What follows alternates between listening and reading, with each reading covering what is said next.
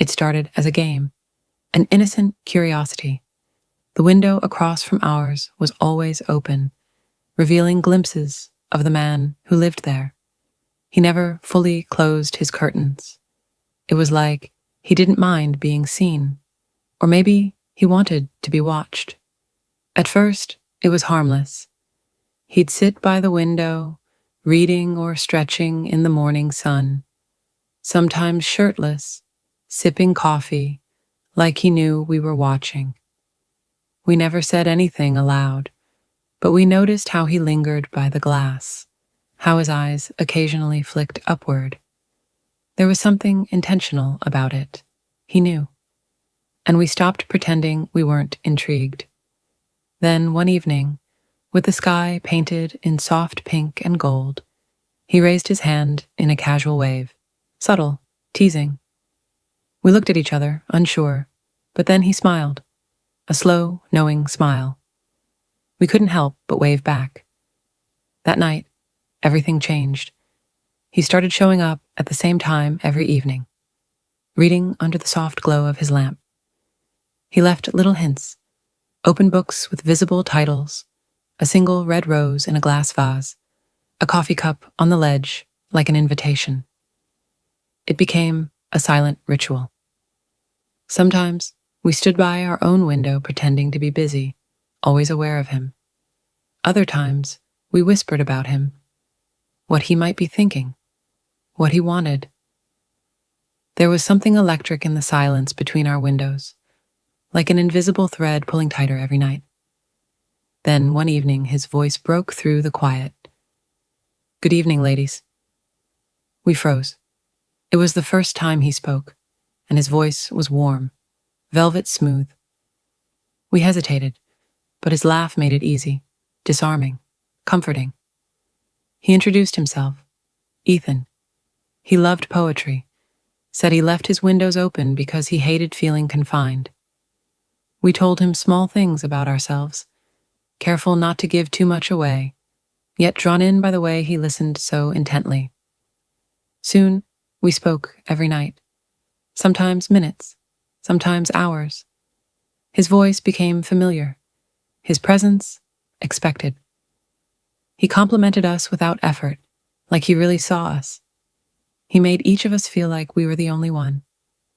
Then one night, he leaned against his windowsill and said, "I think I'm falling for you." We laughed, but he didn't. "I mean it," he said. "Both of you." Silence. "That's not how love works," we managed to say. "Who says?" he replied. "Love doesn't follow rules. It follows connection, and I feel it with both of you." We tried to shake it off, convinced ourselves he was just enjoying the attention. But his words lingered. He wasn't just playing. Every night, he returned with that same warmth, that same charm. He knew just what to say to each of us. To one, he spoke of dreams and the beauty of stillness. To the other, he stirred adventure, teasing and laughter. And it worked. We fell for him, both of us. He started making us feel like we belonged to him. Notes at our door, 2 identical roses. Songs played late at night with lyrics that felt meant just for us. It wasn't supposed to happen, but it did. Then came the night he said what we already knew. "I don't want to choose between you. I love you both, differently, but equally." It should have shocked us, should have sent us running. But instead we looked at each other and saw the same longing reflected back. And so we chose him. There were no witnesses, no ceremony, just the stars, the night, and the 3 of us. He placed rings on our fingers, whispered promises. We belonged to him, and in that moment, it felt like the most beautiful love story ever told. For a while, it was perfect. Ethan was everything he promised, attentive, affectionate, never making one feel less than the other. He left us morning notes, made us feel secure, complete. But perfection has a time limit. It started small, missed dinners, Late nights, vague excuses.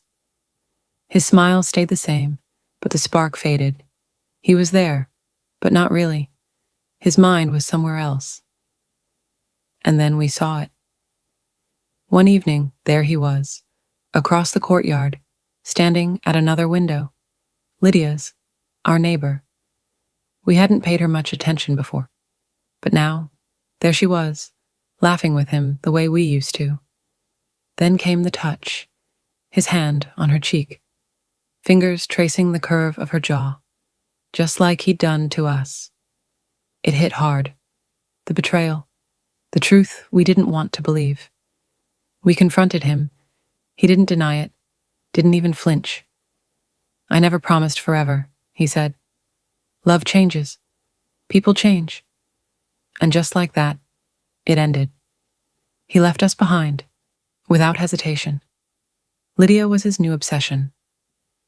The man who once said we were his world moved on like we were a story he'd grown tired of telling.